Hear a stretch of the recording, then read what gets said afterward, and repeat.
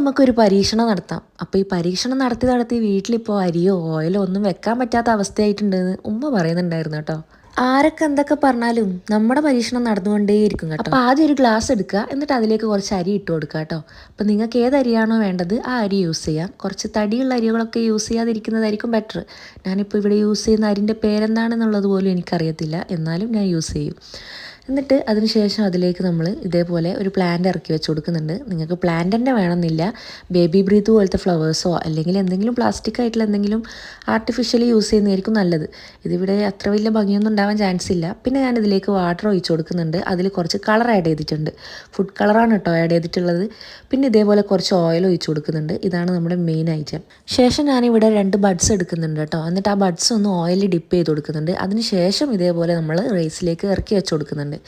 അപ്പോൾ ഓയിലിലേക്ക് ഡിപ്പ് ചെയ്യുന്നത് എന്തെന്ന് വെച്ച് കഴിഞ്ഞാൽ നമുക്ക് ക്യാൻഡിൽ കത്തിക്കുമ്പോൾ കത്താൻ വേണ്ടിയിട്ടാണ്. അപ്പോൾ എന്നിട്ടും എൻ്റെ കയ്യിൽ നിന്ന് ഒരു ബഡ്സ് കത്തിയില്ല. എന്താണ് കാരണം എന്ന് എനിക്കറിയില്ല കേട്ടോ. കുറേ ടൈം ഞാൻ നോക്കി, എന്തൊക്കെയോ സൗണ്ടൊക്കെ വരുന്നുണ്ടായിരുന്നു, പേടിച്ചിട്ട് ഞാൻ പിന്നെ നിർത്തി. അപ്പോൾ ഈ ഒരു ക്യാൻഡിൽ കത്തിയിട്ടുണ്ട്. അപ്പോൾ വീഡിയോ ഇഷ്ടപ്പെട്ട് കഴിഞ്ഞാൽ ലൈക്ക് ചെയ്യാനും സപ്പോർട്ട് ചെയ്യാനൊന്നും മറക്കണ്ട. അപ്പോൾ അത്രയൊക്കെ ഉള്ളൂ.